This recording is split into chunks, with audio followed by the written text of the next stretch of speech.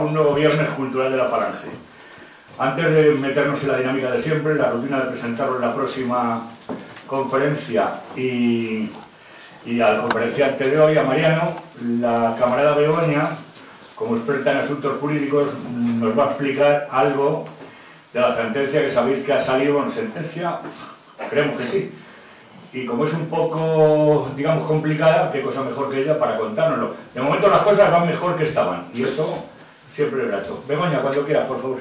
Bueno, buenas tardes a todos, y vamos a intentar, o voy a intentar interpretaros la sentencia del Tribunal Constitucional, para que no tengáis dudas, porque en un primer momento, el martes, el Tribunal Supremo emitió un fallo que al leerlo todos caímos en la falsedad de creer que todo estaba maravilloso, que todo había cambiado, que no nos iban a condenar, y no ha sido así, porque hoy nos han notificado la sentencia, que leyéndola más o menos en su profundidad, las cosas no están tan bien. Para interpretar esta sentencia tenemos que tener en cuenta la sentencia que se hizo en la Audiencia Provincial, que fue la primera sentencia donde a nuestros camaradas se les condenaba única y expresamente por un delito de desórdenes públicos. Ese delito lleva la condena de 6 meses. Eso se recurrió y entonces el Tribunal Supremo dicta otra sentencia con las siguientes condenas. Primera de ellas, un delito de desórdenes públicos al que se le suma otro delito de impedimento del derecho de reunión, que ese no lo contemplaba la Audiencia Provincial, pero el que además se agrava con las circunstancias de discriminación ideológica. Y además de estos dos delitos, que en derecho llamamos concurso ideal de delitos, se les condena por otro delito, que son daños en el uso de los bienes, daño en los bienes de uso público, que lleva también una buena condena. Entonces, ¿qué hace el Tribunal Constitucional? Pues llega allí la sentencia y ampara, es decir, como es flagrantemente injusta la sentencia del Tribunal Supremo, no le queda más remedio al Tribunal Constitucional que decir y admitir que no existe la discriminación ideológica y que no existen los daños causados en bienes de uso público. Pero sí deja la condena de delito por desórdenes públicos más el delito de impedimento de derecho de reunión. Eso es lo que la sentencia que dicta el Tribunal Constitucional, y que es la sentencia que tendrá que dictar el Tribunal Supremo por mandato del Tribunal Constitucional. ¿Qué va a hacer el Tribunal Supremo? Va a dictar una sentencia, no se va a celebrar nuevo juicio, se va a dictar una nueva sentencia donde se juzgarán los hechos como un delito de desórdenes públicos más impedimento de derecho de reunión.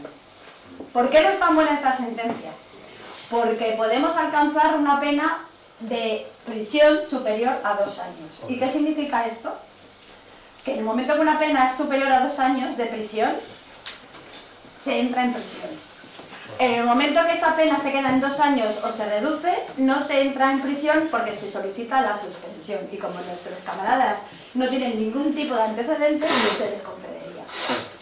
Por lo tanto, quiero que lo interpretéis así, que es como hay que interpretarlo, y que os quede claro. Serán condenados por un delito de desórdenes públicos con el concurso ideal, con un delito de impedimento de reunión.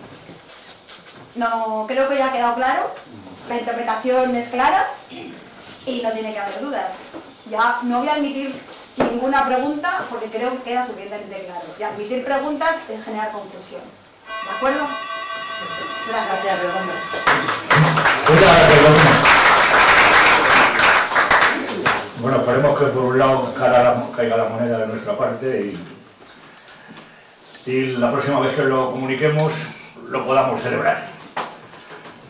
Bueno, ahora os comento la del próximo día. Va a ser otra conferencia interesante que nos la va a dar el brigada paracaidista Rubén Juárez Miranda. Es un libro que se llama Memorias de África a orillas del Níger, Mali. Pues sabéis, no solamente está esa cursilada que dicen ahora el ejército humanitario, yo no he conocido a nadie que vaya de ninguna forma humanitaria con un cuchillo y con un fusil, pero bueno, están poniendo un poquito de orden, y entre ellos son las aberraciones constantes que están haciendo los islámicos en esa zona de África, generalmente contra religiosos cristianos. Bueno, eso va a ser el viernes 24 de enero, pues esperamos ahí también. Y hoy pues tenemos conferencia con vídeo al camarada Mariano Redondo de la Paz, natural de Madrid, maestro industrial jubilado, falangista desde muy joven, militante juvenil del movimiento en la OGE y después en FES, Falange Española Independiente, afiliado a OGE desde 1970, coincidiendo con el cambio producido por el paso de las falanges juveniles de Franco a la Organización Juvenil Española. Tiene los cursos de jefe de escuadra, jefe de centuria, director de campamento y especialidades de montaña, aire libre, vuelo sin motor, piragüismo, director de Escuela Nacional de Montaña, esquí durante 24 años. Tiene las recompensas de Día Nacional de Montaña y de Esquí, F de Oro al Mérito en el Servicio, A Ibérica al Mérito en el Deporte, las titulaciones de profesor de montañismo y profesor de esquí y alpinismo, titulado en la Escuela Española de Alta Montaña, miembro del Grupo de Alta Montaña, director de numerosos cursos y campamentos de montaña y de esquí en la OGE, así como de expediciones por las montañas de América, África y Asia. Director de cursos técnicos organizados por la Federación Española y administrador redactor de una publicación de deporte de montaña, gerente de una empresa de deportes de aventura durante 25 años. Ahora, esperaos. Alpinista y aventurero, ascensiones y escalas por las cordilleras de España, de Europa, de todo el continente americano, desde la Patagonia y la Tierra del Fuego hasta Alaska. O sea, empieza por abajo, se sale por arriba, se da una vueltecita y vuelve. En África, Asia, ha subido montañas y ha viajado por Marruecos, Argelia, Túnez, Egipto, Congo, Uganda, Ruanda, casi toda África, porque si no va a ser interminable, y luego en Asia, Pakistán, India, Nepal, Mongolia, China, Tailandia, también iba a ser interminable. Ha tenido las travesías invernal de Laponia, zona preártica, con el grupo militar de montaña, y en 2018 el viaje en tren cruzado Europa-Asia desde Berlín a Shanghái. Y me ponen, es falangista y aventurero. Falangista no dudamos, pero aventurero yo creo que tampoco, ¿no? ¿Hay algo que no has conocido en tu vida, por arriba, por las montañas? ¿Sabes que hay una cosa abajo que se llama metro? Sí. Eso no ha sido nunca, ¿no? Sí, sí, le conozco. Luego te lo contamos. Le conozco. Mariano, muchas gracias y te escuchamos. Gracias a vosotros. Bueno, buenas tardes y muchas gracias por vuestra presencia. Y estoy también muy emocionado porque tengo aquí algunos camaradas que fueron mis jefes y mis maestros, que están aquí. Alguno ha venido con, antes de un mes le han operado de una operación delicada y está aquí José Ramón, Julio de Felipe, que fue mi primer jefe en la OGE del Hogar de Cinco Rosas, un hogar entrañable. El Hogar de Cinco Rosas estaba en la calle de Cinco Rosas del distrito de Carabanchel. Se encuentra Jesús Martínez, dirigente también nuestro, Diego Mayoral, otro camarada entrañable de aquella época, José María Gil, Diego Guerrero y otros camaradas más jóvenes, como están por aquí Javier, Blas y José Manuel Cámara, en fin, todos. Muchas gracias por vuestra presencia. Voy a ser un poco esquemático y voy a hacer porque como el tema de hoy es relación entre el montañismo y los movimientos de juventudes que ha habido en España a partir del año 39, ¿no? Entonces voy a hacer una cronología, porque esto que voy a decir va a ser rápido porque creo que todos lo conocéis, pero por si hay aquí algunos camaradas jóvenes que lo desconozcan.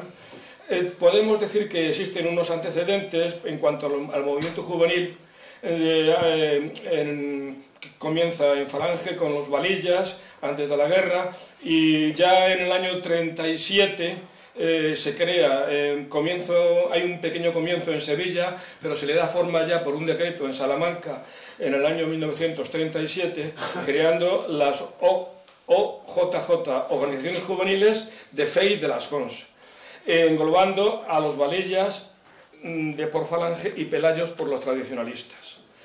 En ese momento se hace cargo de este movimiento, primer movimiento, un militar llamado Mateo Torres Bestar. Al año siguiente se nombra como segundo jefe a Sancho Dávila, que estuvo por decreto en Salamanca desde el 19 de mayo del 38 hasta que ya lo cesó al crearse ya el Frente de Juventudes.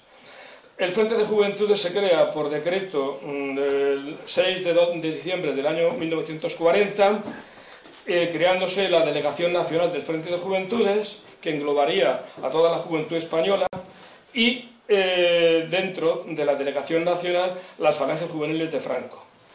El primer delegado nacional de Juventudes es José Antonio Elola Olaso, que estuvo hasta el año 1955, donde se produjo el relevo el 10 de diciembre del 55 por el segundo delegado nacional, que fue Jesús López Cancio.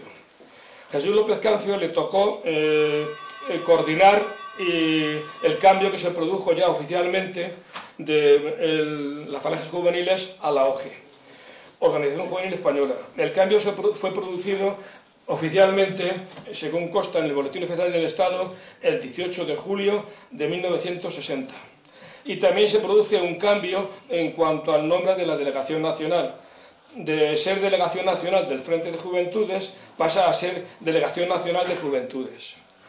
El primer delegado nacional sigue siendo López Cancio, de esta segunda etapa de Delegación Nacional de Juventudes, pasando después, 3 años más tarde, al segundo delegado nacional, que fue Eugenio López López.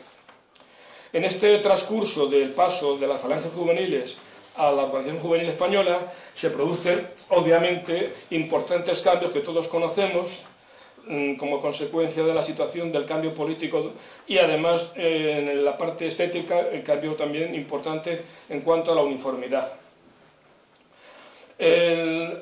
La OGE mantiene esta línea justo hasta el día 1 de abril del año 1977, donde se produce lo que podemos denominar la segunda etapa de la OGE.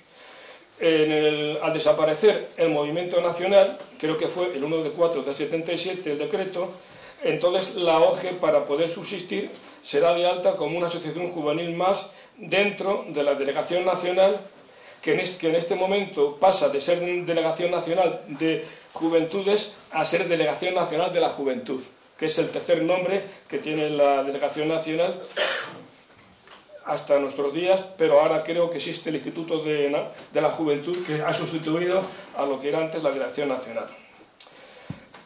La OGE se queda sin tutela, sin la tutela del Estado, perdiendo su patrimonio, locales, instalaciones, campamentos, etc.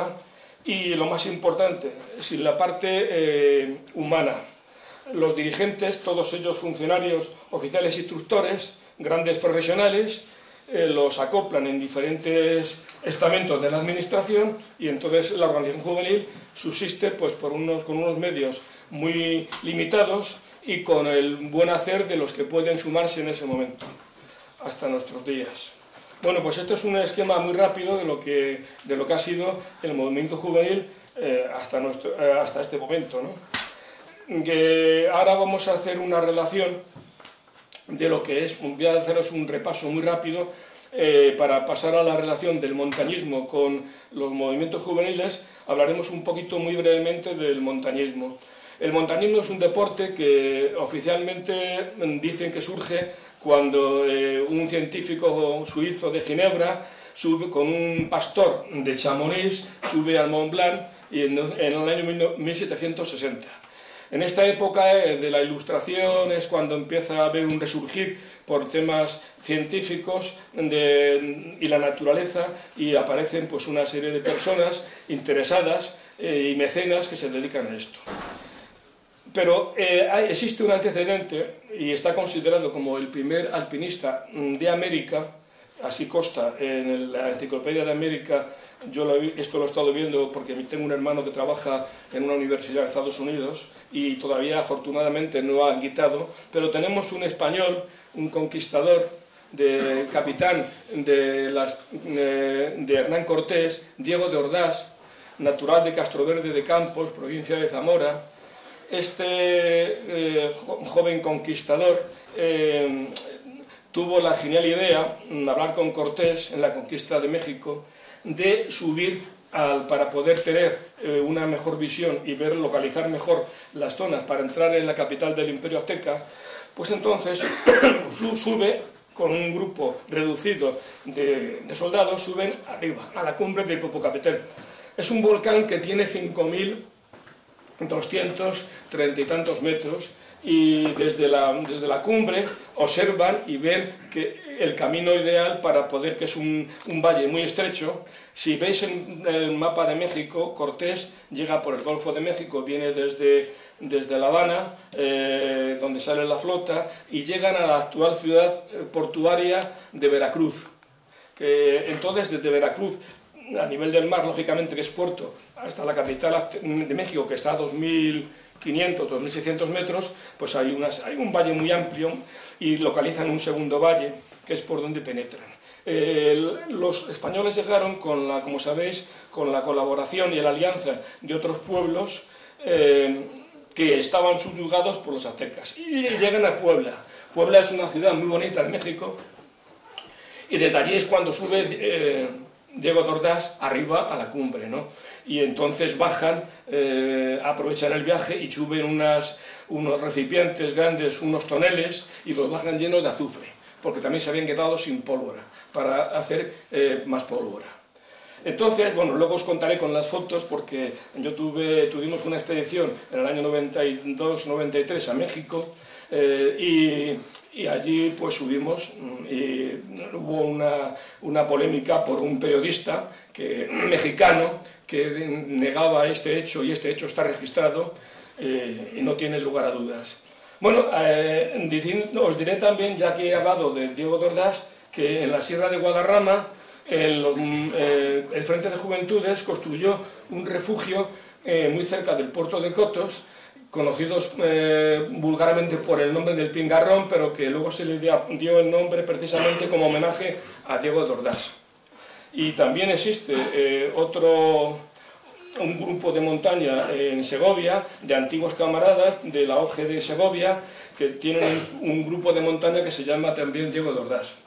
Bueno, pues haciendo ya un repaso, os he dado un repaso un poco patriótico de un conquistador importante que, por cierto, cuando volvía un poco, que estaba ya un poco tocado a España, en el año 32, la travesía del Atlántico, salía de la isla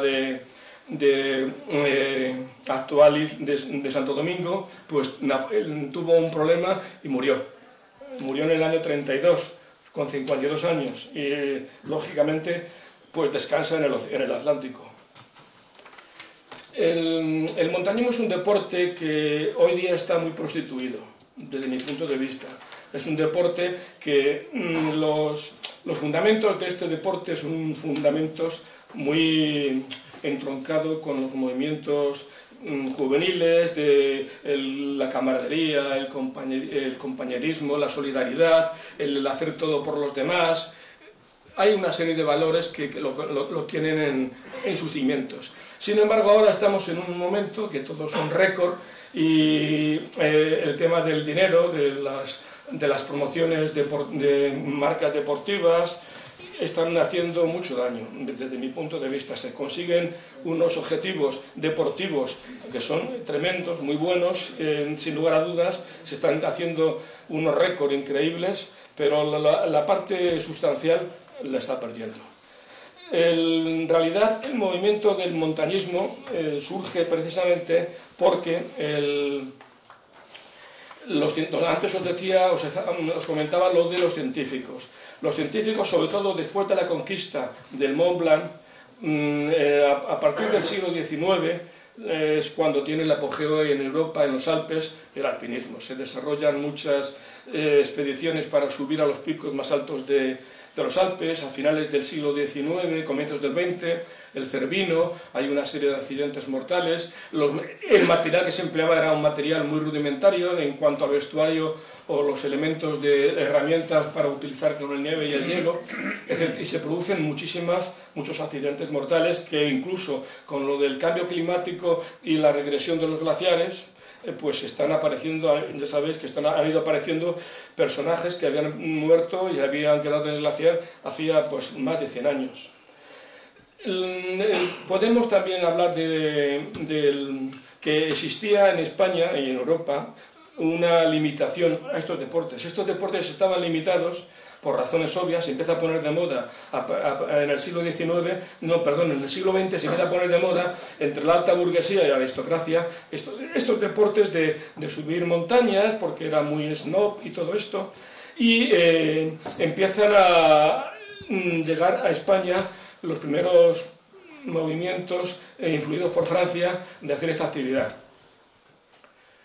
En Madrid surgen dos clubes de montaña en estos años muy importantes, que uno de ellos se mantiene todavía, que es el Club Peñalara, conocido como Peñalara, pero que tiene un nombre más largo, ¿no? Real Sociedad Española de Alpinismo Peñalara, que se mantiene, y había otro club que todavía era más antiguo, con mucha solera, pero desapareció, el Club Alpino Español.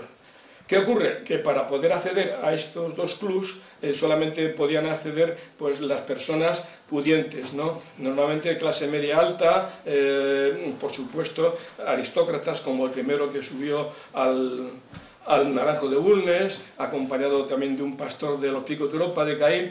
Es un movimiento que en ese momento es una época, podríamos llamarla la época del romanticismo, el romanticismo en la montaña.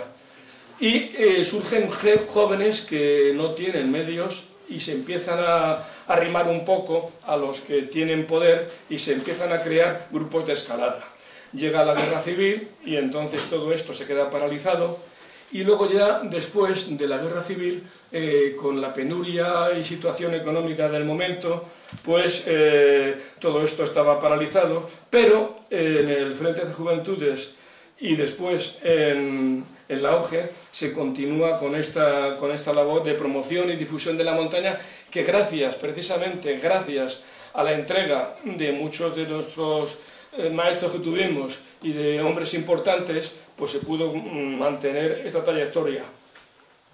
Recordar una cosa importante, que este deporte, si bien también lo practicaban antes de la guerra civil en España los exploradores, que era el equivalente, eran los scouts, que en España se llamaban exploradores, que por cierto no tiene que ver nada los exploradores en cuanto a trasfondo social. Los llamados exploradores de la época de Alfonso XIII, antes de la guerra civil, no tiene nada que ver con el movimiento juvenil del que procedemos nosotros. ¿Por qué? Porque los exploradores precisamente era un movimiento amparado por la cúpula de la Iglesia y porque además tenía un extracto social de la gente de mucho dinero. Eran niños de familias bien, por así decir, ¿no?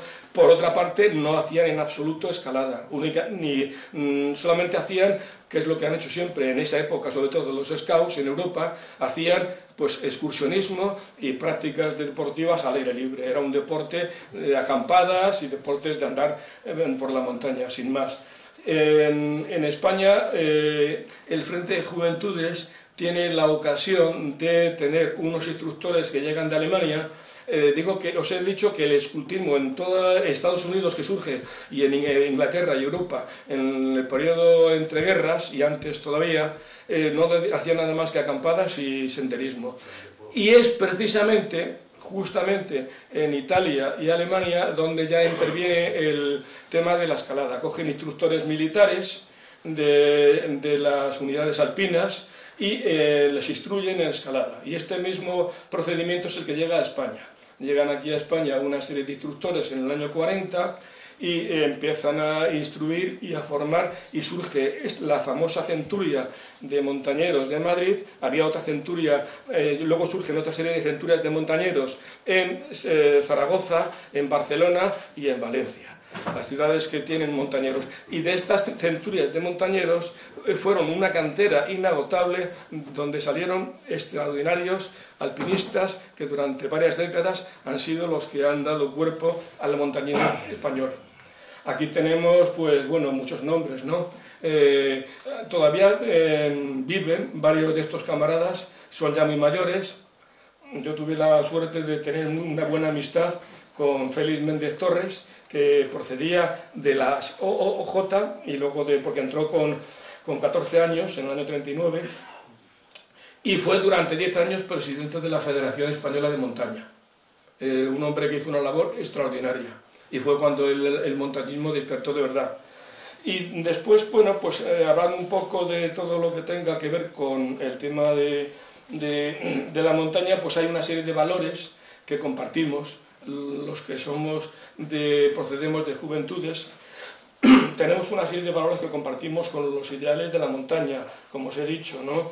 Pues es una forma de vida, la camaradería, la entrega, dar la vida por un compañero si hace falta, exponer tu vida para salvar a otro. Toda esa serie de aspectos son importantísimos, tienen un común entronque tanto en la montaña como en el movimiento nuestro.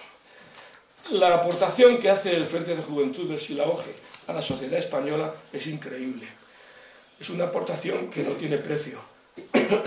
Se producen no solamente la montaña y el esquí, que son dos deportes que estaban vetados, como antes he dicho, para las clases socialmente menos privilegiadas, vuelo sin motor, el esgrima, deportes náuticos, infinidad de deportes que son de un costo muy alto y que no eran posible hacerlos para la mayoría de los españoles. Y todos estos deportes se ponen a disposición de los jóvenes españoles y es cuando se produce precisamente un cambio deportivo social importantísimo en España. Además de esto, de la promoción de los deportes de aventura, pues tenemos una serie de cosas que han aportado nuestros camaradas increíbles, ¿no? Si hacemos ahora mismo un análisis, por ejemplo, de todo lo que, en el aspecto social, todo lo que traía el Frente de Juventudes, daros cuenta, y luego la OGE, lo que eran los colegios menores, donde los chicos de los pueblos más apartados de las provincias más pobres, que no tenían ningún recurso económico, pero que eran muy buenos estudiantes, estos chavales iban con becas a los colegios menores y desde allí luego con becas iban a la universidad a hacer las carreras. Esto fue una cosa tremenda y esto lo llevaba precisamente la organización. Otro aspecto importantísimo que también se tiene olvidado es el tema que se hizo en la década de los 50 y 40 y 50, la repoblación forestal, una aportación increíble también del Frente de Juventudes y de los comienzos de la OGE. Y yo he conocido a varios militares, sobre todo del aire, que gracias precisamente a las academias de formación para poder entrar a las academias generales, o sea, el Frente de Juventudes, y lo continuó con ello la OGE, tenía unas escuelas preparatorias para poder entrar en las academias militares de Zaragoza, la Naval de Marín y la del aire. Y todo esto es un añadido a todo lo que hemos hablado de lo que es la montaña, ¿no? La labor y el trabajo fue enorme. Sin embargo, estamos en una época que el ostracismo, el olvido, hace que todo esto pues, prácticamente no se conozca, ¿no? Hay una frase que quiero deciros, un párrafo, que resume un poquito lo que es la montaña. Para mí, que es una parte, la montaña tiene una parte espiritual que es importantísima. Y yo lo definiría de la siguiente manera. El montañismo es una filosofía, una forma de vida que fortalece el cuerpo y el espíritu. Es el arte de recorrer, contemplar y compartir la luz y la magia de las cumbres, afrontando sus abismos y tempestades. Y más allá de la experiencia física por sí misma, representa la posibilidad de una realización interior que raramente puede ser ofrecida hoy al hombre. Hemos tenido filósofos, algún filósofo que se ha dedicado mucho a esto de la montaña. Hay uno que os aconsejo que leáis, es un italiano, no creo que a algunos os sonará, Julius Evola. Es un hombre que tiene un par de publicaciones muy interesantes donde relaciona la montaña con la filosofía, con el... hay un libro en particular que os aconsejo que se llama Meditaciones desde las cumbres. En el aspecto de publicaciones, pues ahora vais a ver, ahí tengo unas fotos. Había una gran variedad de publicaciones que primeramente el Frente de Juventudes y luego la OGE eran publicaciones de revistas y libros de divulgación, y fue también fundamental porque en aquella época no existía como ahora la cantidad de publicaciones que existen y los medios que tenemos actualmente, ¿no? Igualmente ocurre con el cancionero que existía en Juventudes y luego la OGE era un cancionero increíble. Afortunadamente hay un grupo de camaradas aquí en Madrid que han creado unos coros, el coro San Fernando y el coro Doncel, y se están dedicando a recuperar y a grabar discos con toda esta riqueza de canciones que tenemos. Dentro de las canciones hay una en particular, hay muchas que hablan de montañas, infinidad de canciones, para que veáis la relación que existía entre el montañismo y el Frente de Juventudes. Aproximadamente una tercera parte del libro de canciones del Frente de Juventudes, una buena parte, hacen relación a la montaña. Y hay una de ellas que es muy sencilla y muy corta y que tiene una estrofa, es la de Marcha Esquiadores. Tiene una estrofa que dice que atrás quedan los valles del odio y del rencor, arriba las montañas que son nuestra ilusión. Es una de las canciones que a mí más me gusta. Me quedaba únicamente ya hablaros un poco del currículum, de lo que hicimos en la época que me ha tocado a mí vivir, mi segunda época, porque mi primera época fue desde el año 60 al 70, luego ya me aparté por el tema del servicio militar y por otra serie de temas, y volví en el año 81 hasta el 2004, y en esos 24 años pues, el currículum que hicimos de actividad de montaña fue bastante generoso. He hablado, me he saltado un poco el guión, y he hablado de todo lo que os he dicho, de la gran labor que hizo Juventudes, pero quería leeros esto que creo que puede resumir esquemáticamente lo que he comentado antes. En la promoción y difusión del montañismo, la escalada y el esquí a la juventud española fue fundamental el trabajo realizado por el Frente de Juventudes. En aquellas décadas de los 40 y 50 de penuria, con apenas medios y la escasez de casi todo, pero con mucha ilusión, tenacidad y el compromiso por una España mejor, surgieron estos camaradas fieles a sus orígenes, continuando con ello la OGE, siendo el mismo proyecto, pero en unos tiempos diferentes. Ya con medios materiales mejores por la bonanza económica, la OGE pudo continuar con esta labor. Además del montañismo y el esquí, se ofertaban otras muchas actividades que antes he hablado. También, aparte de vuelos sin moto, también existía el paracaidismo. El SEU también tuvo sus grupos de montaña, grupos universitarios de montaña, GUN, que también estaban englobados en el año 1940, estaban integrados dentro de la Delegación Nacional del Frente de Juventudes. Si venimos en las escuelas y tal, preparatorias, pues bueno, la cosa sería increíblemente, como antes he dicho, totalmente inagotable, y sin contar la gran labor de la sección femenina. Y también os he dicho que la sociedad española tiene una deuda, pero lo más triste es el olvido y el no reconocerlo, y el ostracismo. Quería también acabar esta hoja con un recuerdo en memoria de todos aquellos que a mí me aportaron mucho y que tuve el honor de conocer. A mi primer jefe de distrito, que fue Arturo Álvarez Viesca, divisionario, a Paco Giraldo, a Juan José Ugalde, al gran delegado nacional que tuve la suerte de conocer y estrechar su mano, José Antonio Erola Olaso, al coronel Villar, jefe de lo que entonces se llamaba el Servicio Nacional de Alta Montaña del Frente de Juventudes, se llamaba así, Servicio Nacional de Alta Montaña del Frente de Juventudes, a Félix Torres, a Florentino Carreros y a los innumerables camaradas de la Centuria de Montañeros de Madrid y Barcelona. Y ahora voy a leeros el currículum muy rápidamente de estos 24 años que he estado yo a cargo de la dirección de la Escuela de Montaña y Esquí de la OGE.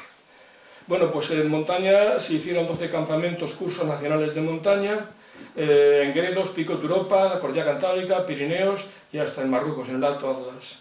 10 encuentros nacionales, técnicos, por todas las montañas españolas, 3 cursillos técnicos de técnica invernal, en Gredos, en Cordillera Cantábrica y en Pirineos. 48 travesías de esquí de montaña, en multiaventura 8 encuentros de barranquismo, 5 encuentros de escalada, 3 encuentros de piragüismo, raid de aventura, actividades de bicicleta de montaña, expediciones y salidas al extranjero. Pues hemos hecho total unas 30 expediciones, 6 encuentros en los Alpes, 5 travesías de esquí en Alpes, 4 salidas aladas en Marruecos, 3 expediciones en el África Central, 2 en el África Oriental, 5 expediciones a los Andes, expediciones en volcanes de México, montañas rocosas en Estados Unidos, expediciones a Alaska, expediciones 2 a Nepal, salidas de escaladas en hielo en USA y Canadá, y luego Patagonia, hielos australes. Y, en fin, que el currículum ha sido extraordinario. Yo me siento muy orgulloso de ello y al mismo tiempo de todos los camaradas y amigos que han servido de soporte para hacer esto. Esto que yo acabo de comentar no es una cosa mía, ha sido un proyecto que nos embarcamos un grupo de camaradas y salió con el aporte de todos. Y muchísimas gracias por vuestra presencia otra vez. Ahora vamos a ver unas fotos, si os parece. Y luego te hacemos las preguntas. O sea, sí. Que de momento no le aplaudimos. Te pones aquí mejor y... Sí. Me pongo aquí. Para que veas la cámara. O te vas allí y te llevas el micrófono. No, para ver las fotos y aquí. Sí, ponte mejor. Ponte mejor. Vale. Ya está. Esta primera es...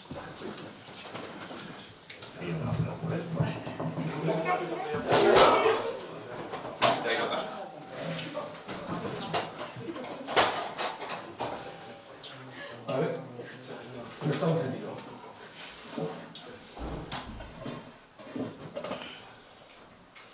Bien.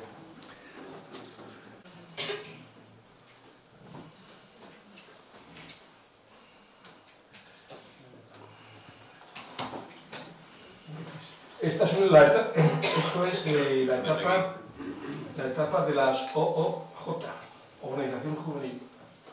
Los primeros instructores procedían de la falange anterior a la Guerra Civil. Los instructores y mandos de las OJ. El uniforme de la OJ, el primer uniforme, ya se acopla a los valillas, camisa azul y la boina de los tradicionalistas. Sí. Aquí están en aquella época, en plena guerra civil, pues un avión, un famoso Junkers, pues una instrucción de cómo están los chavales enseñándoles el avión. Entonces en la base de Getafe, de Sevilla.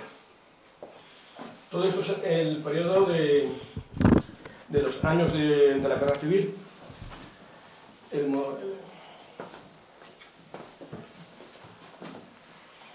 Flechas navales. Este distintivo que era de la época precisamente de la OJ.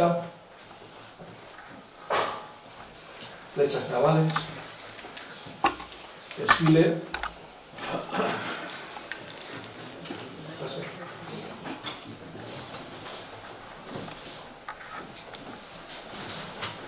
El uniforme.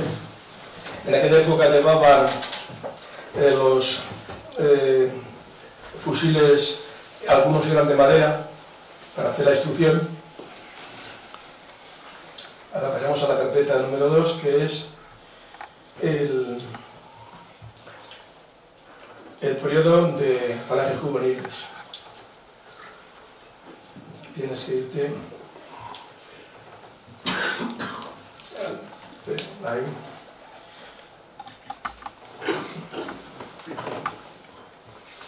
Vista. Periodo de falanges juveniles. Brazalete, ¿no? Brazalete.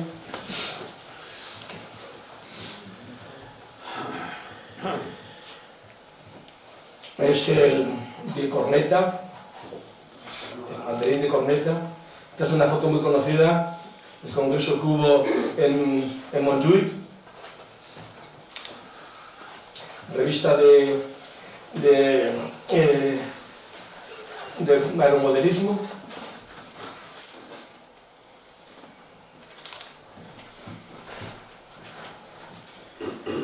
El campamento de Alto de los Leones de Castilla.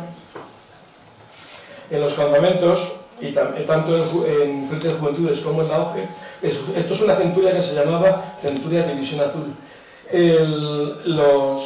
Decía que los campamentos, tanto de Juventudes como de OGE, existía siempre un periódico que se editaba. En el mismo campamento había una tienda donde estaba la redacción, había una máquina de escribir y se hacía un periódico. ¿Pasa?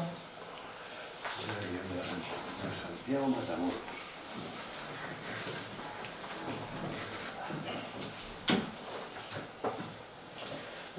Los periódicos de la época, pues todo era lo normal, lo habitual, ¿no?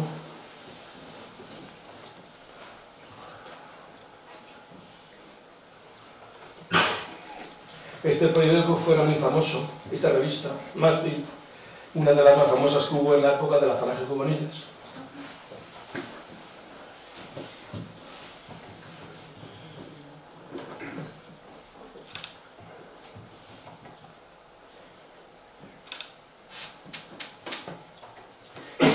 ¿Puedes pasar la anterior?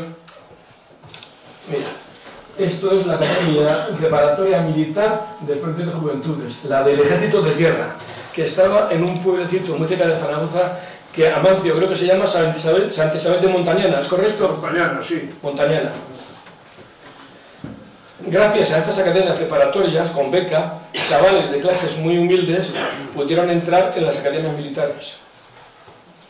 Porque también el ser militar oficial del ejército, como todos sabéis, antes de la guerra civil, no era posible para todas las clases sociales, ¿no?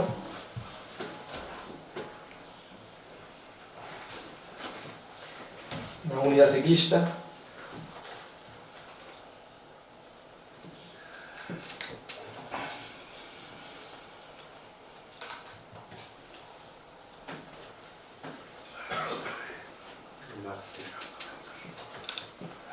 El carnet de Frente de Juventudes. Este era el uniforme con la chaquetilla, la gorra, pantalón largo, chaquetilla de pana y gorra. Muy alemán, ¿no? Sí, ese era el uniforme de la época esta. Además, este mismo tipo de uniforme era el que usaban la cultura de montañeros, porque la chaquetilla de pana daba calor y la gorra también, mejor que la boina. Eso de que daba calor. Bueno, claro, algo así, ¿no? Y bueno, ¿qué ventaja tuvo el montañismo para el Frente de Juventudes en esta época?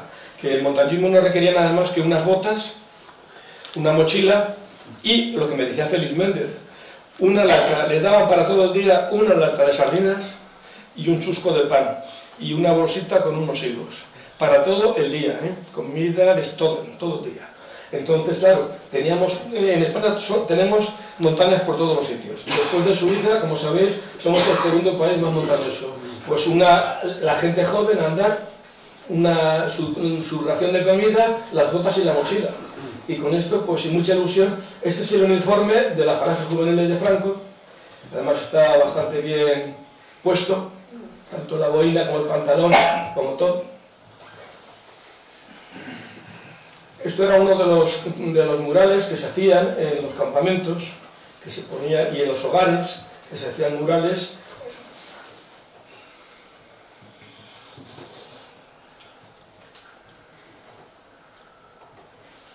Los materiales, luego las publicaciones de música que se han hecho últimamente.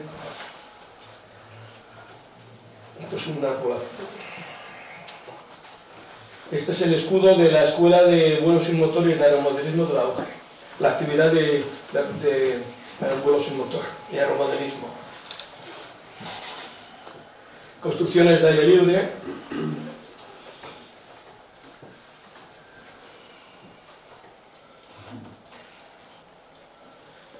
La evolución que ha habido en uno de los muchos mantos que tiene la Virgen del Pilar, nuestros, quiero decir. Y bueno, y los camaradas que cuando llegaba el día de difuntos, pues siempre acudíamos a los cementerios.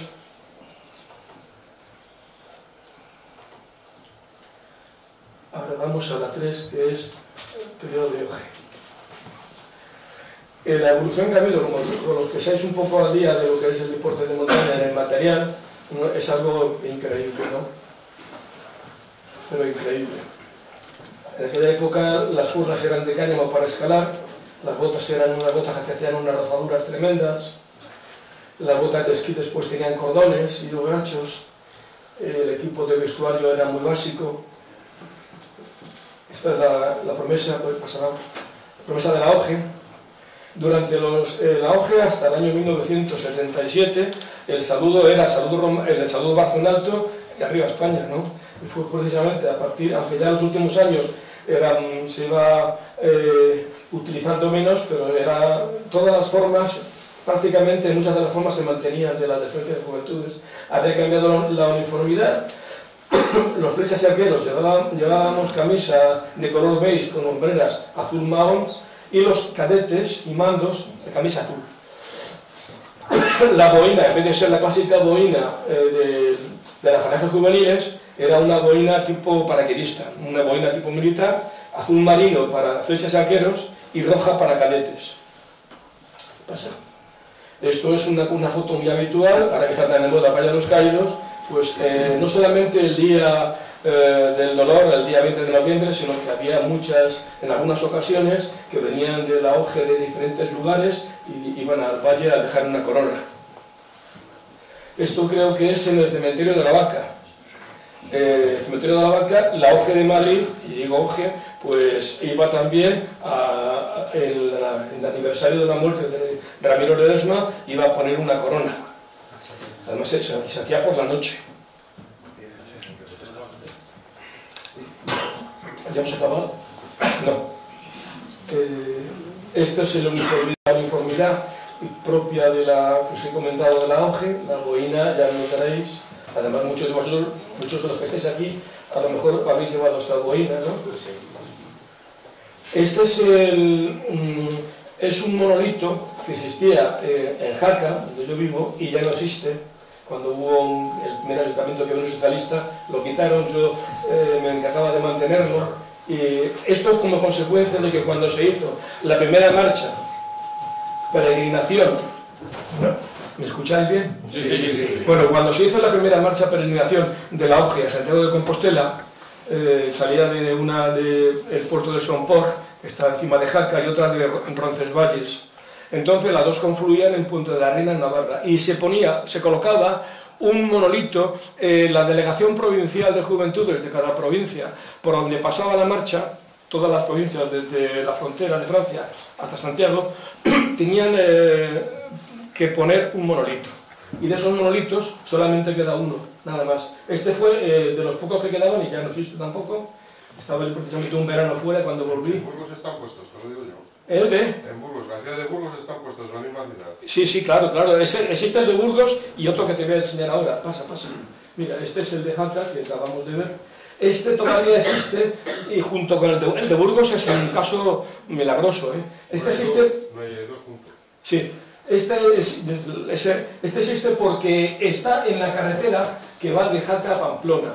Y este es la parte más norte de la provincia de Zaragoza, que entra muy cerca del Valle del Roncal en Navarra, y como esto es la provincia de Zaragoza, y por aquí pasaba el camino, pues aquí puso la delegación de Zaragoza, puso el monolito, y todavía sigue el monolito, y no sé cuándo hagan la autovía, que está bien, creo que se va a salvar, ¿sabes? Y sigue en pie por una razón, porque la gente no sabe lo que es. Exactamente, ¿no? Este es un pueblo abandonado que hay, que se llama Ruesta, que está encima de allí del embalse de Yesa. Amancio, esto está al lado del embalse de Yesa, un poco antes. Esta es una marcha también que llevé yo de camaradas de Barcelona, de la Auge de Barcelona, que venían de hacer el Camino de Santiago, y en vez de empezar en Navarra, les propuse yo empezar en el puerto de Somport, en Jaca. Y entonces hicimos aquí la foto esta. No, pasa por favor la anterior. Una cosa curiosa, hombre. Este camarada está aquí, este que veis aquí, es el número 1 de Vox en el Parlamento Europeo, Javier Busadé. Además, ojo, Pues cuánto peor, catalán de 6 apellidos, ¿eh?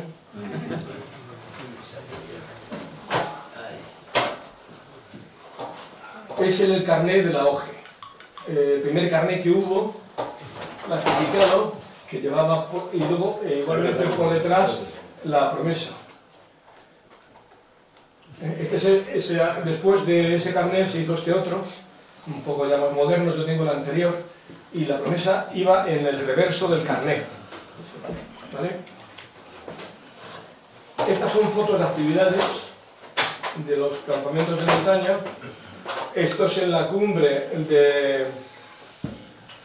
de un pico que hay en Pirineos que se llama el Viñemal. ¿Pasa? Uniformidad.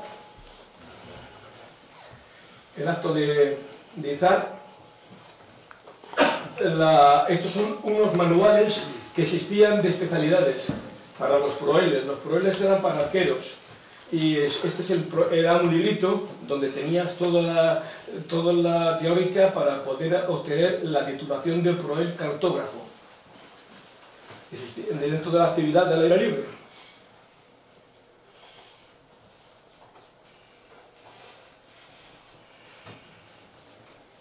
Este era el título de cadete especialista, en este caso en aeromodelismo.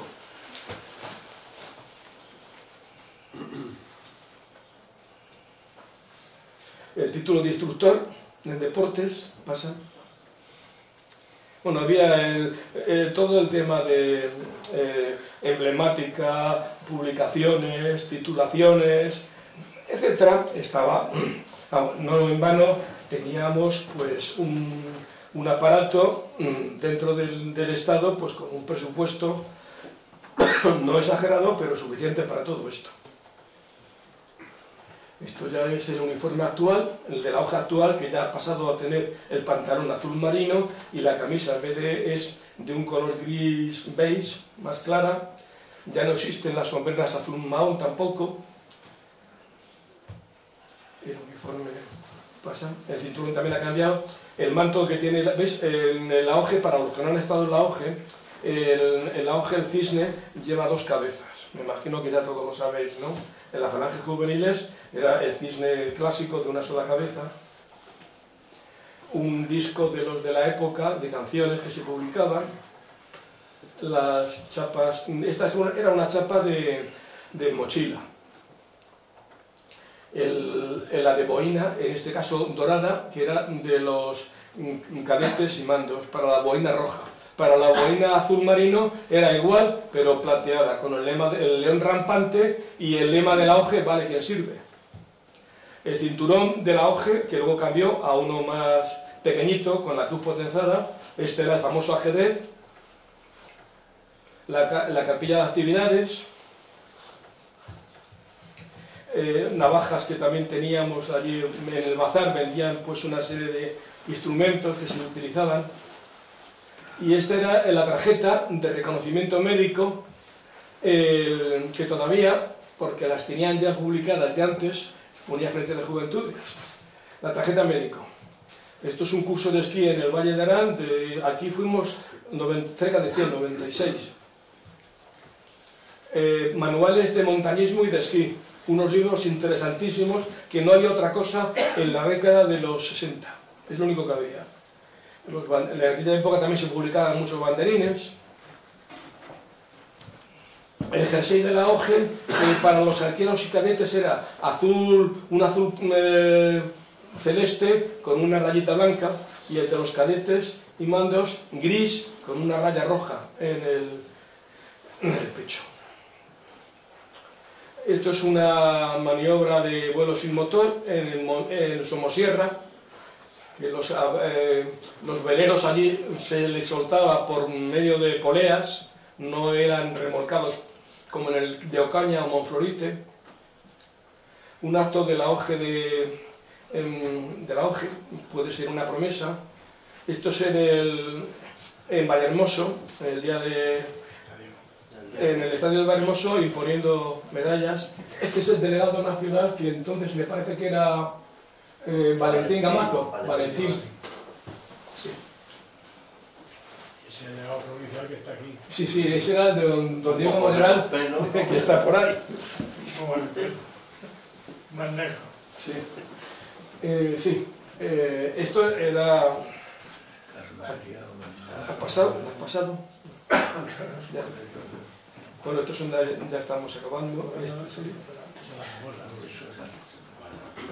Y este es Paco Giraldo, que fue un camarada, fue dirigente de la OGE de Madrid y uno de los impulsores del montañismo y difusores en la OGE de Madrid, fallecido hace unos años, una gran persona. Aquí se encuentra precisamente con Jesús Martínez, que también está aquí, y con otros dirigentes, Montañés y Rodríguez y Liguer, Torres Liguer. Y últimamente ha fallecido aquí el de la derecha, José Luis Aberturas. Bueno, mira a ver la 4. Bueno, Covaleda es para nosotros, para todos los que procedemos de aquella época, de la década de los comienzos de los 60, que es mi caso, y para los anteriores, Covaleda era el number one, era el, por así decir, pues la academia, el campamento número 1 nacional. El campamento se llamaba Francisco Franco porque precisamente lo inauguró Francisco Franco y llevaba su nombre. Disculpa, ¿el cura era el Padre Llano?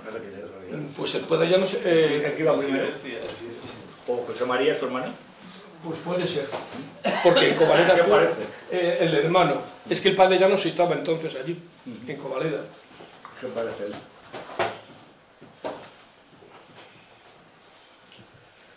Esto es un desfile por el pueblo de Covaleda. El pueblo de Covaleda le debe muchísimo a la organización, le debe mucho. Y ahora son un poco desagradecidos. Aquí tenemos a un dirigente en una arenga. Este era el jefe de formación. Os voy a contaros una anécdota. Yo fui a Covaleda a un campamento nacional de arqueros en el año 1963. Éramos 1.200 arqueros de toda España. Nos acoplaban en campamentos parciales y cada campamento tenía 100 por especialidades. Yo estaba en uno de aire libre que se llamaba Montañero Acuña, que era un montañero que había muerto en la expedición a los Andes del Perú. Y todavía me acuerdo del nombre del jefe de campamento y tal. Bueno, este era el jefe de formación, que había estado lógicamente en la guerra civil.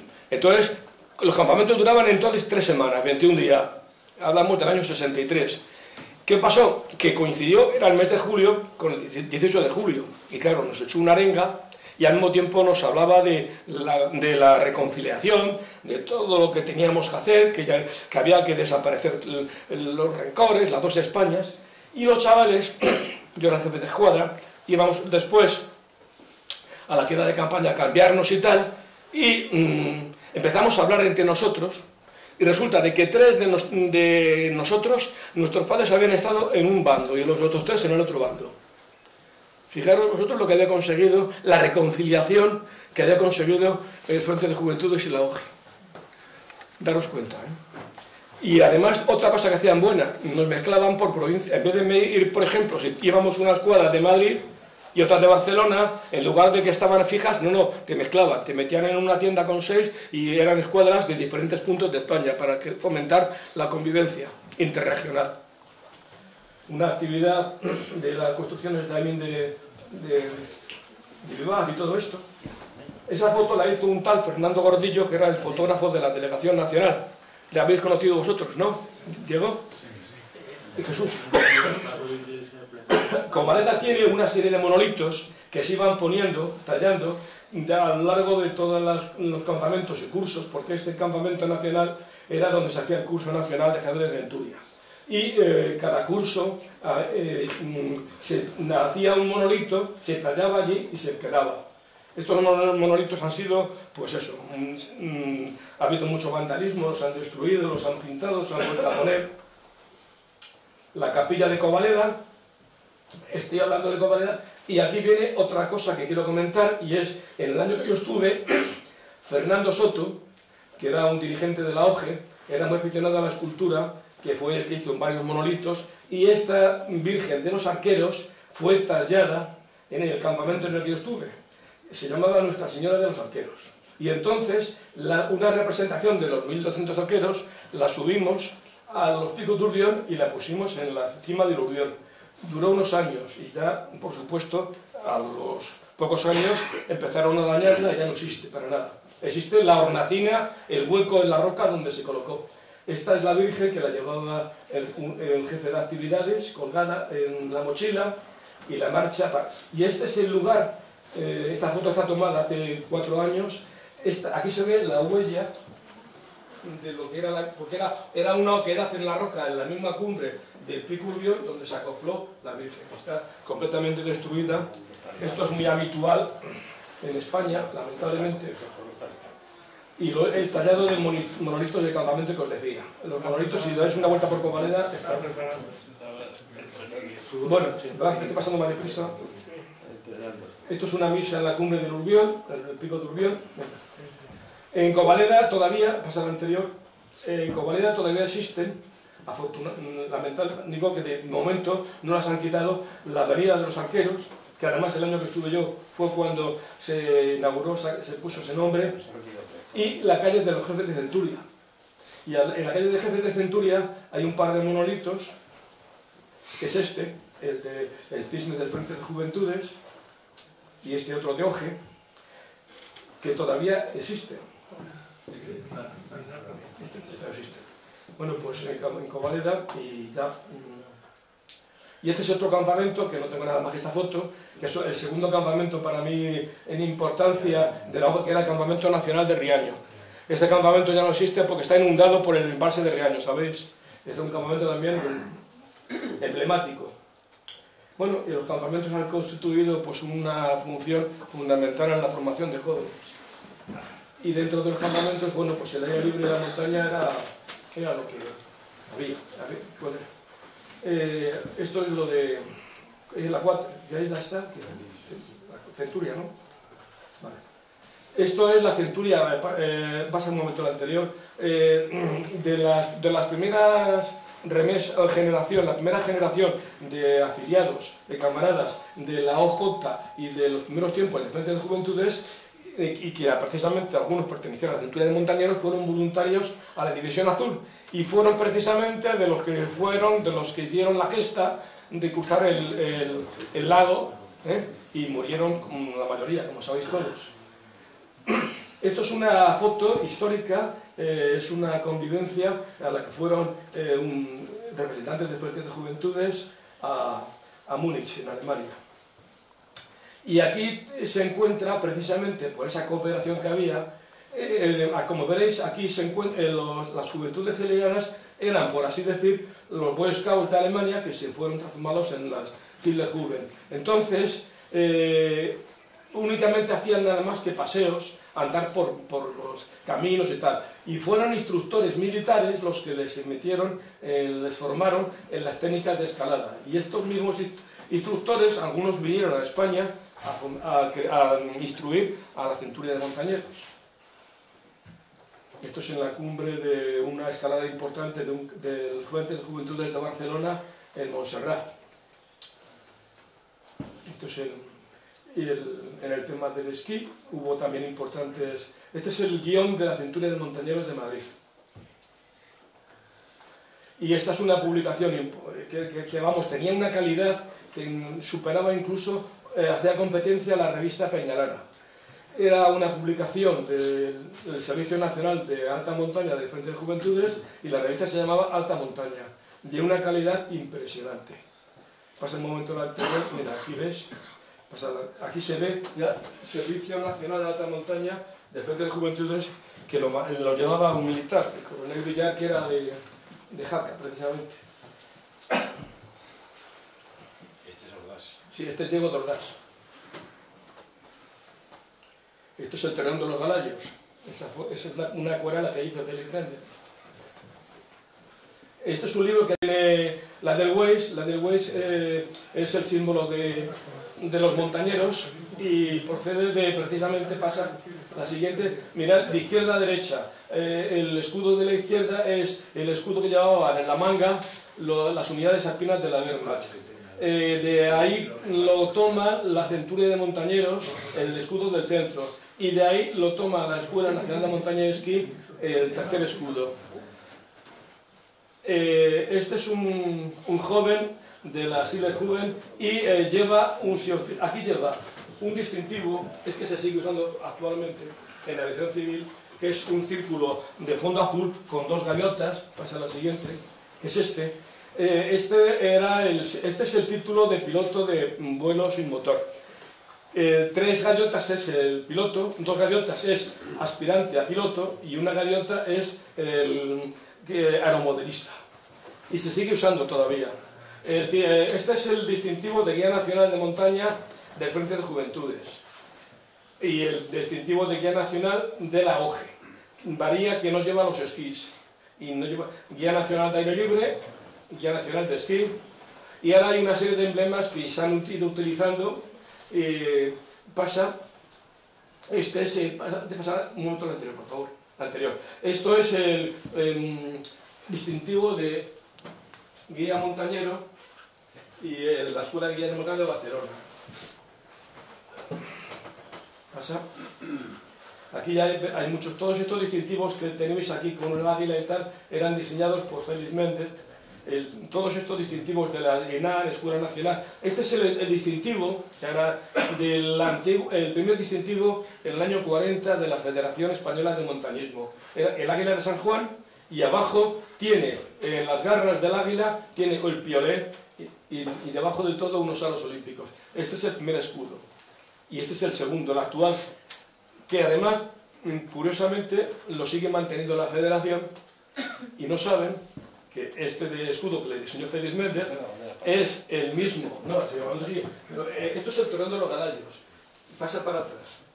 Y mira,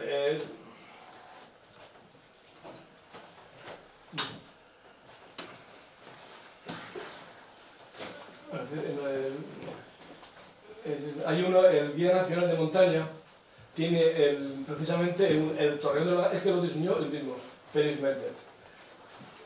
Este de Frente de Juventudes, este es el torreón de los Galayos. Pues entonces, ese mismo diseño lo sigue llevando la Federación, que yo por supuesto no he dicho nada porque si no lo cambiaran, lo quitarían, ¿sabes? Efectivamente. Claro. Aparte de montaña, pues había muchas pruebas.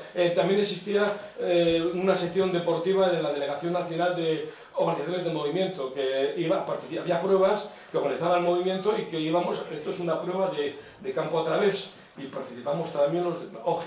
Esta es la unidad, la sección de montañeros de la Guardia de Franco, el distintivo que llevaban la Guardia de Franco. Y esto es un banderín que me regaló un capitán del Regimiento 18 de la Guardia Vieja, en vez de ser Vieja Guardia, Guardia Vieja, de Infantería de Montaña en la Concagua. Hubo un teniente joven que tuvo un problema de mal de altura y le ayudamos, le bajamos y teníamos nosotros en el nido de cóndores, teníamos una tienda de campaña puesta de emergencia y le metimos allí y esto fue lo que le salvó. Y nos hicieron allí, nos invitaron luego a cenar y todo, gente estupenda. Esto es también de las actividades deportivas que hacía el movimiento también, en este caso eran acuáticas. El banderín del 20 aniversario de Juventudes, de la agrupación del Frente de Juventudes. El distintivo de la escuela, de la EME, y los de arriba del todo son especialistas de esquí y de montaña. No, de esquí los dos, y este de montaña. ¿Vale? Sigue. El guía montañero del Frente de Juventudes, que es un rombo negro. El distintivo de la EME de esquí. Esto es de la Escuela de Guías de Montaña de Barcelona. El montañismo también en Barcelona también tuvo un gran apogeo en la época de Auge y Juventudes. Los distintivos de la Auge, un segundo, en la época de las falanges juveniles se llevaba en el bolsillo izquierdo las 5 flechas y en el bolsillo derecho el cisne del Frente de Juventudes. La Auge se cambia y se pone en el bolsillo izquierdo el cisne y en el bolsillo derecho la cruz potenzada. No, ya hemos acabado. A ver, no, espera, falta una. A ver. ¿Cuál estás? Venga, pásala muy deprisa. Venga, ahora sin comentar. Ahora ya lo comento muy deprisa. Estos engredos. Ah, sí, aquí una cosa muy rápida. La cumbre del Almanzor. No, mira. Vamos a ver. Esta cruz de hierro. Esto es la cumbre del Almanzor, engredos. Pasa a la siguiente. No, la anterior, la de la cruz que se ve. Esta, mirad. Frente de Juventudes, Ávila, 1960. Resulta de que la colocaron allí. Es una cruz hecha, me conozco la historia, por un artesano, un herrero manual de forja, puesta con un anclaje a tope. Bueno, pues en el verano del 2013, unos grandísimos H.P.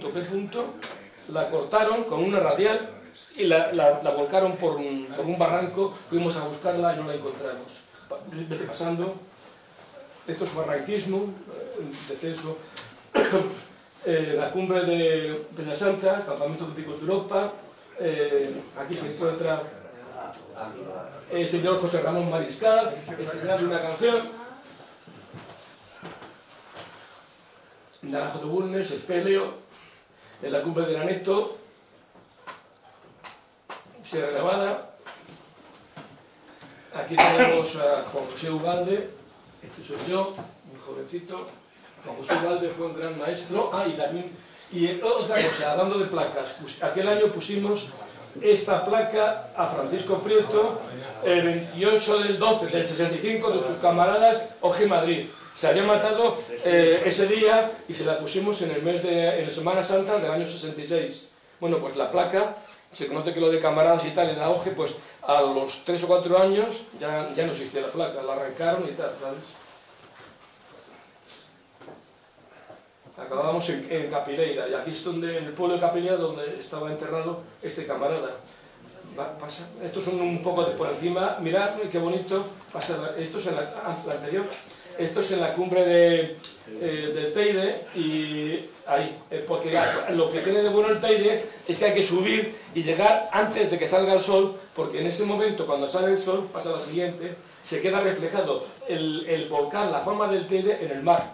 Esto que se ve abajo es el mar, y es el reflejo, la sombra del volcán en el mar. Estas son de cursos de esquí. Esta es la casilla actual que hay en la Auge ahora.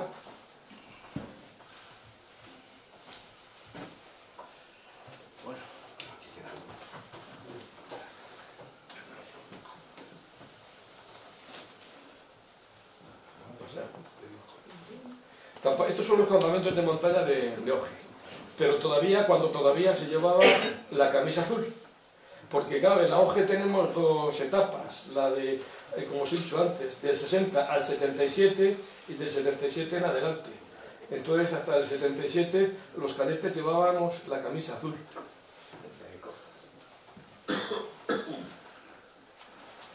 Prisa, así es.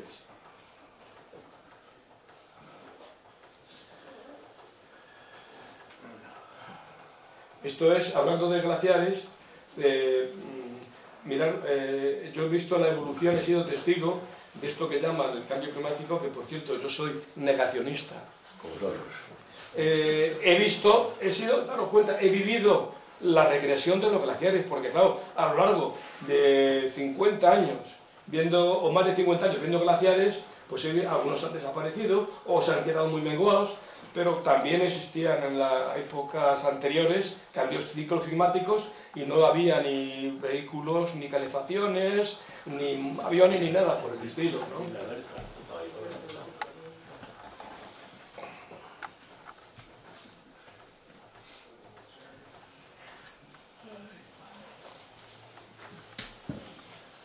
fuego de campamento, que tampoco se puede hacer ahora porque todos son prohibiciones, prohibiciones, prohibiciones. Ahora no se puede acampar, no se puede, todo es...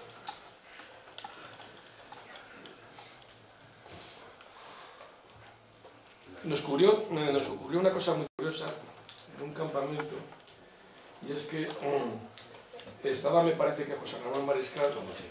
¿En qué? México. Esto es México, vale. Vamos a hablar de lo de México.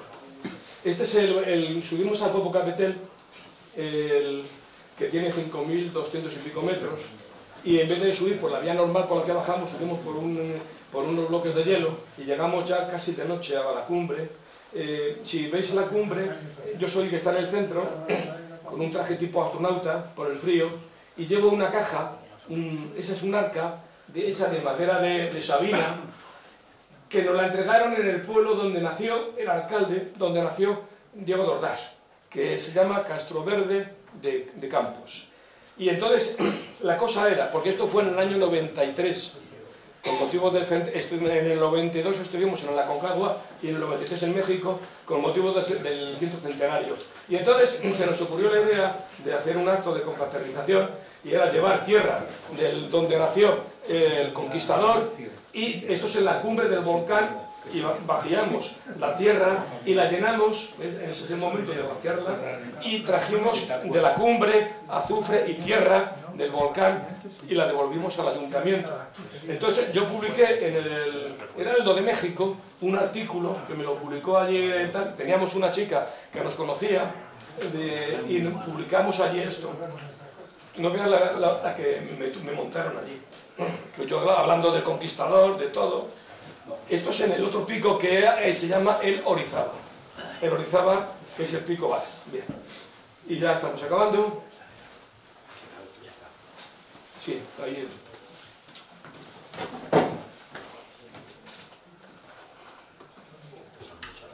Vale, pues vale. Dar la luz, por favor.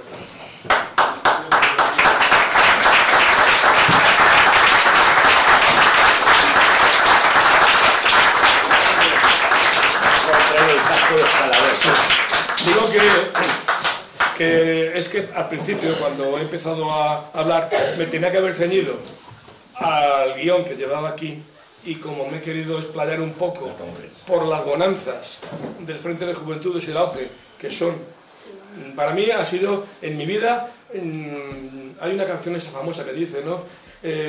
Gracias a la vida que me ha dado tanto, ¿no? Pues podría decir que gracias al Auge que me ha dado tanto.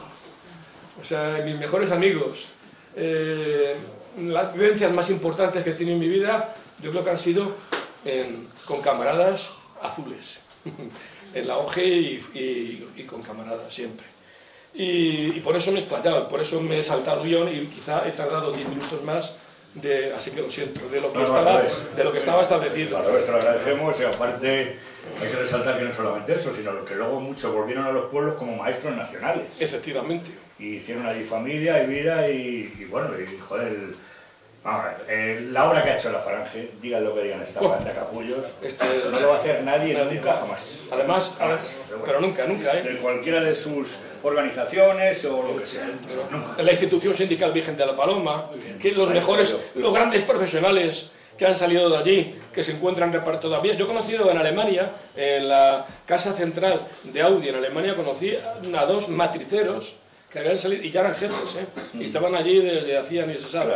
Claro, todo el principio del cine después de la guerra, todos los actores, todos esos eran de Falange, estaban todos afilados. Sí. O sea que no vengan, bueno, sí, los del Día del Orgullo vaya. Y luego también quería comentar otra cosa que para mí ha sido un gran honor el haber estado en este local, en esta sala, porque esto tiene muchos recuerdos para nosotros y para mí en particular. ¿Cuántas veces habré pasado yo por aquí con mis camaradas formando cuando llevábamos la corona, que salía de aquí precisamente y hasta Valle de los Caídos? Salíamos de aquí precisamente y venía una formación de militantes juveniles del movimiento de la OGE, también participaba la banda de Paloma, venía también la formación de la Academia de Mando de José Antonio. Era increíble esto, ¿no? Y luego estaban los camaradas de la vieja guardia, la guardia de Franco, etcétera, etcétera, etcétera. Por eso para mí este lugar es entrañable y me ha emocionado mucho el estar aquí. Bueno, pues de todas formas te vamos a fusilar un poquito. ¿Alguien te hará alguna pregunta? Venga, ya a ver, ¿quién quiere? Por favor. Se ha quedado un poco corto en el tema, por ejemplo, de la aeronáutica en la hoja. Porque la red de que había de escuelas del modelismo por toda España y en provincias había hasta 4, como pasaba aquí en Madrid, eso fue tremendo, porque con el tema del Ministerio del Aire es el que más promocionó. Y en la OGI, anteriormente de Falanges Juveniles, cada año había 8 becas para pilotos civiles. Claro, uno de ellos se ha jubilado de comandante de Iberia y Aviaco, es decir, en este tema. Es decir, que el tema aeronáutico fue tremendo. Y empezó en el año 38 con las famosas centurias del aire, que ya empezó en plena guerra civil, ya empezó al tema de la aeronáutica, que estaba en boga en aquella época, con el ministro Yagüe, que hablaba de los aviones. Ahí te has quedado un poquito corto. Otros personajes que todos conocéis, el tema, por ejemplo, ahora cuando os va a una puerta cerrada de Roberto Cuñaz, que hizo el albergue juvenil, y su mano derecha, Villegas, esos son tremendos. Y por cierto, el albergue juvenil Francisco Franco de Navacerrada empezó llamándose Diego de Ordaz, se cambió luego. No sé si tienes eso. Ese detalle no lo sabía. Pues Lo que sí te digo es que Villegas y Cuñaz fueron dos de los... Es que claro, no podía decir tantos nombres, dos de los entrañables fundadores de la Centuria de Montañeros. Sí, por supuesto. ¿Sabes? Lo que me comentas tú, yo es que he pasado un poco así, en plan general, todas las actividades y me he centrado en la montaña. No he podido dedicarme tanto tiempo al vuelo sin motor. Pero lo que sí te digo, yo he conocido personalmente 3 escuelas de vuelo sin motor. La básica, que era por lanzamiento por poleas de gomas, en Somosierra, y las que eran por avioneta, que eran en Ocaña y en Monfrolite, en Huesca. Y en Llanes. Y en Llanes también había otra. Bueno, había. Y he conocido a un general y a un coronel del Ejército del Aire que precisamente procedían de esas becas para poder entrar en la Academia General, en la Academia Preparatoria, la Escuela Preparatoria.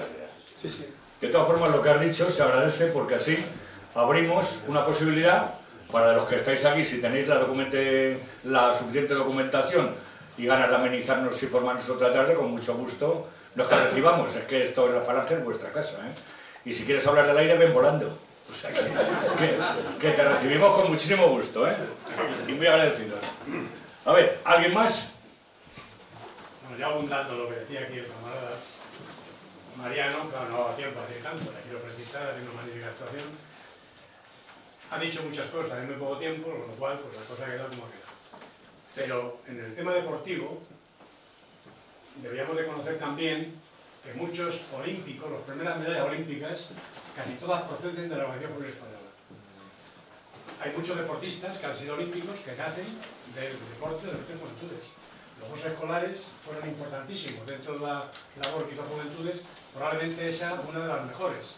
Tuvo un gran nivel y una gran participación, y de ahí salió la base de lo que es actual deporte escolar. En los Juegos de Barcelona, donde fue el éxito del deporte español, allí había varios que consiguieron una medalla procedente del Frente de Juventudes. No lo voy a enumerar, pero lo podríamos decir, pero en todo caso, la labor es importante, y por eso Mariano pues, se ha dedicado más a alabar lo que es una gran escuela de formación que ha sido Juventudes, y se ha olvidado de temas muy importantes que, como ha dicho la camarada, pues, evidentemente se podrían tocar. No, la incorporación definitiva de la mujer al deporte. Lo que hizo la sección femenina en baloncesto y cosas de esas que se cree que la han inventado ahora las 4 gordas estas que hay por ahí. Última pregunta, venga. Mariano, ¿los hermanos Arias fueron de la Centuria de Montañismo? Sí, sí, claro. ¿Fueron fundadores? Sí, sí. Fueron fundadores, el mayor, que fue alcalde de Cercedilla, que era Miguel. Ese fue un tiempo, menos tiempo. Y el que tuvo más tiempo fue Pepe. Y el más joven también estuvo, Luis. Pero el que más tiempo estuvo fue Pepe Arias. De ese tengo yo fotos de él. Fue la época de Cuñat. Sí, sí. Bueno, Milán del Bosch fue de la Centuria de Montañeros. Yo tengo una foto de Milán del Bosch en el Albergue Juvenil Franco en una reunión, y Milán del Bosch iba a las cenas que se hacían en la venta Arias del puerto de Navacerrada, a una fue Milán del Bosch. Milán del Bosch fue de la Centuria de Montañés. Sí, pues. Hay una foto en la fachada de todo un grupo que se hizo, porque comieron allí con Aurelio, en la misma entrada del albergue juvenil, y la foto está en Milán del Bosch. Bueno, viene una lista de personas para que se le recoja la foto y pone Milán del Bosch. Era muy amigo además de Aro Teglen, que era el de la Ese que se hizo luego un demócrata de mucho cuidado. El Aro Teglen, sí. No, es que son... No, eso es otro. No tiene nada que ver. Este es Mario Teglen. Entonces no es Aro Teglen. Sí que era. Es Mario Teglen, que es Vale. precisamente, vive en Mallorca, y que es el que ha editado el libro este de la Centuria, que habéis visto la foto. No, Clario Teglen se hizo famoso en el país poniéndonos a parir. Y resulta que le había chupado del movimiento, pues no vea, de las ubres del movimiento. ¿Sabes que tú querías algo, no? Sí, hola, muy buenas, Mariano. Me Hola. gustaría preguntarte qué opinas tú del neoecologismo urbanita que pretende aquí imponernos una manera de vivir lo que es la naturaleza y lo que es, en fin. Bueno, pues yo, mi opinión, por ejemplo, sobre la chiquita esta que necesita un psiquiatra, la famosa Greta, pues mi opinión, pues ya te puedes imaginar. Nosotros en la época nuestra, de chavales, ya nos enseñaban, teníamos que tener el campamento impecable, la tienda ordenada, no podía haber un papel por el suelo, en la montaña nunca dejábamos ningún rastro de nada. Y los que fumaban, porque en esa época fumar era más habitual, las colillas las tenías que coger y guardarlas en un bolsillo y tirarlas luego en una papelera.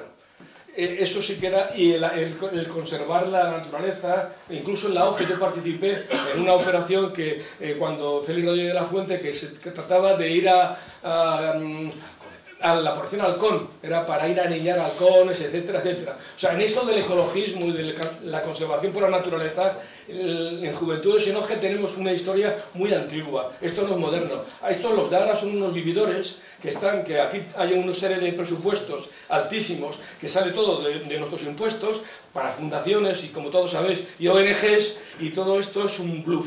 Ni más ni menos.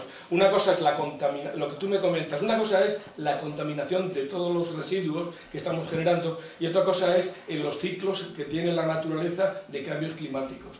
Y aquí no se quieren vender ahora, ¿sabes? Nos quieren vender la moto de que somos los culpables de todo lo que está pasando en el planeta, el hombre es el peor enemigo que tiene la Tierra, etcétera, etcétera. Para salvar el planeta tiene que morir el hombre. Tiene que morir el hombre, claro, esa es la cosa. Y el reciclaje también se hacía, porque acordaos de aquella campaña que hubo de Mantenga Limpia España, ¿no? Claro, fíjate. Eso se hacía en todos los campamentos Totalmente. de cualquier tipo, que decía, traer el mantenga, y el mantenga era una bolsa donde echabas todos los papeles, o sea, Sí. eso se ha hecho toda la vida. O sea que obviamente ellos quieren tener el protagonismo cuando en realidad esto se ha hecho en España durante el régimen de Franco, obviamente. O sea, Totalmente, así es. De todas formas, para que uno queme en pinos, otros los han tenido que sembrar. Claro, Entonces, obviamente. se tiraron años y años los campamentos sembrando pinos por toda España, por todos los sitios. Entonces, bueno, y ahora la última pregunta la voy a hacer yo, que va a ser un poco áspera. ¿Por qué se cargaron el Frente Juntos? Después se le cargaron. Pues hombre... No, ¿por qué creéis o por qué sabéis? Yo tengo datos que aquí hay gente que sabe más de eso que yo, por la Que edad. respondan. A ver, Parece ser que... todos nos lo figuramos, pero alguien que lo había... te refieres en el cambio de Frente de Juventudes a OGE, ¿no? Pues oficialmente es porque el momento político requería tener una imagen más acorde con los tiempos, más moderna, que la estética, que ya empezaban los tecnócratas, que eran los que controlaban todo el poder, del Opus, en fin, hay una serie de razones. Era demasiado falangista el Frente Juventudes como para... Era demasiado azul para eso. Y entonces el momento requería un cambio. El artífice, el que hizo todo el cambio, me parece, vosotros que lo sabéis mejor que yo, me parece que fue López Cancio, el que más o menos realizó el esquema del cambio del paso, ¿no? Las falanges juveniles, cuando desaparecieron, estaban prácticamente desaparecidas. Cualquiera que haya vivido las falanges juveniles en los años 57, 58 y 59, o sea, al final de las falanges juveniles, el pozo de amargura y el pozo de la sensación de traición y el carácter que tenía tan negativo las falanges juveniles, si no lo hubiesen quitado, se hubiesen disuelto. Las falanges juveniles estaban en periodo de disolución, y la Organización Juvenil Española fue una magnífica escalón para haber hecho, y como en gran parte se hizo, un cambio y una gran transformación de las maneras juveniles de presentarse. Lo que pasa es que, oye, aquí lo que falta siempre, o lo que ha faltado siempre y falta ahora, y es una cuestión que viene de lejos, es que faltan dirigentes, faltan bandos, faltan agitadores, faltan personas que se crean la historia, y entonces eso pasa, si falta el hombre, que además lo decía José Antonio, no es el sistema, y si falta el hombre, ya puede ser Falange Juvenil, o puede ser la OGE, o puede ser cualquier cosa. Y ese es el problema. Las Falanges Juveniles era un periodo de disolución de aquel espíritu estupendo que hubo desde el 47 hasta el 53. Ese fue el periodo mejor de las Falanges Juveniles, del 47 al 53. Cuando se hizo los acuerdos con los americanos, las Falanges Juveniles empezaron a bajar. Y cuando en el 56 empezaron los follones en la universidad, con todos estos asuntos, las Falanges Juveniles de Madrid se quedaron en cuadro. Yo estaba en el distrito de universidad y hubo montones de padres que iban a borrar a sus niños de las centurias de las Falanges Juveniles porque se creían que el régimen desaparecía. Y entonces había pues un cierto temor. O sea que a partir del 56 las Falanges Juveniles en Madrid, no te quiero decir en Orense, no te quiero decir las Falanges Juveniles de Valladolid, que ni existían. O sea, en el 70% de España no existían las Falanges Juveniles. Y el que quiere decir eso, pues está engañado, está confundido. No había Falanges Juveniles en Sevilla, que era imposible encontrar a uno de Falanges Juveniles. Cuando iba al Covaleda, cuando se iba a Covaleda, pues te mandaban, para completar el cupo, pues te mandaban a 30 chavales que eran hijos de jefes locales del movimiento de los pueblos de la provincia de Sevilla. Y te lo llevaban ahí. Era un bluff.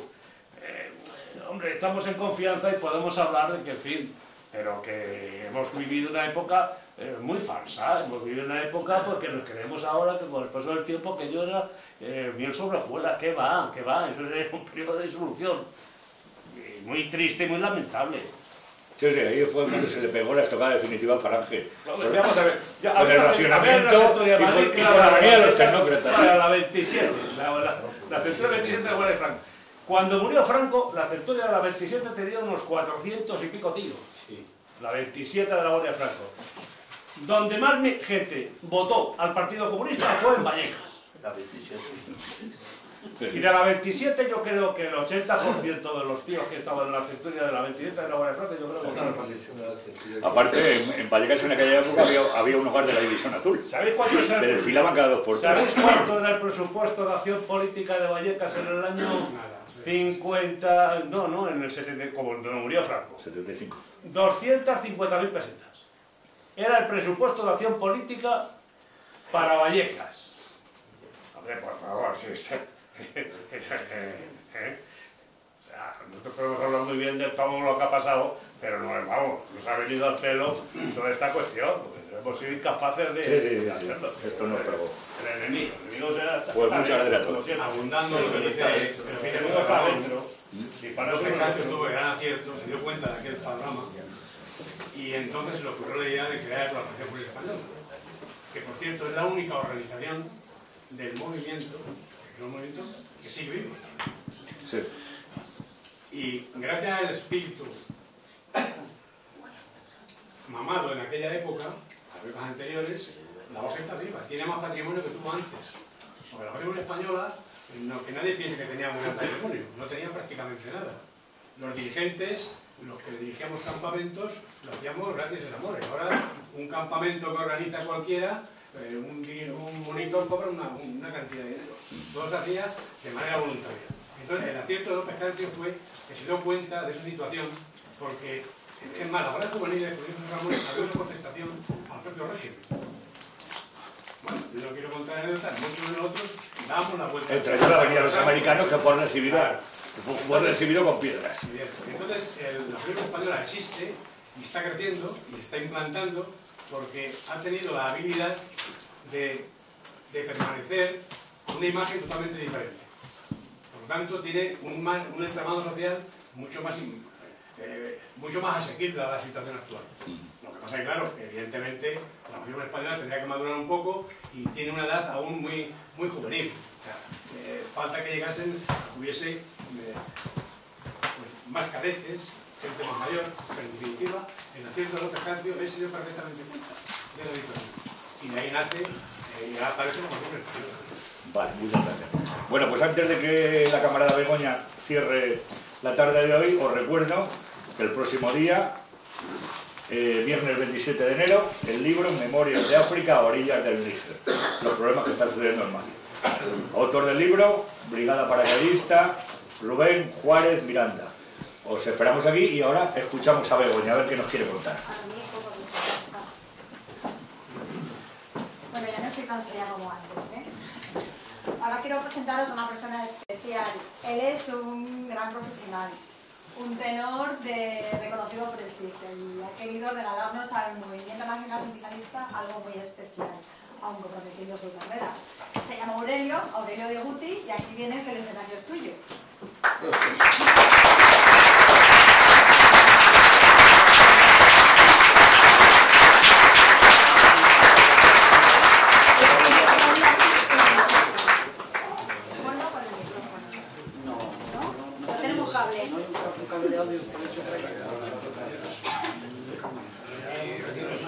Ponte con el micrófono. Ponte con el micrófono. Sí.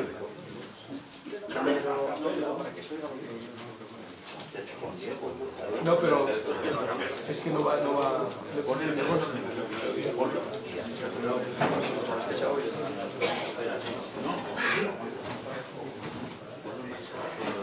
Esta es la tuya y esta es la mía. Luego ya lo haces con la cámara. Correte para allá un poco.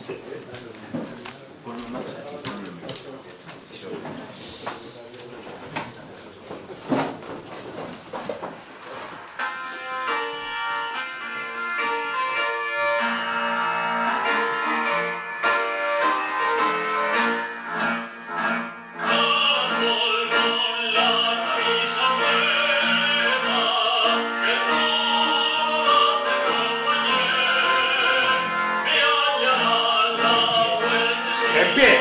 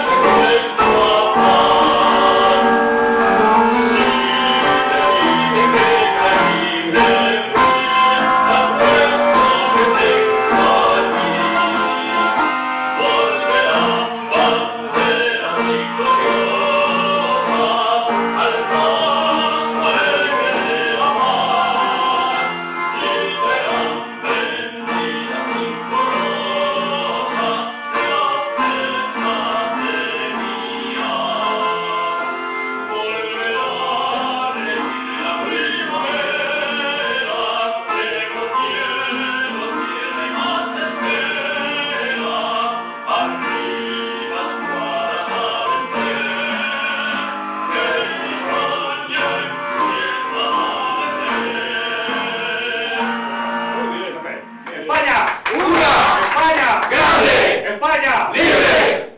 ¡Arriba España! ¡Arriba!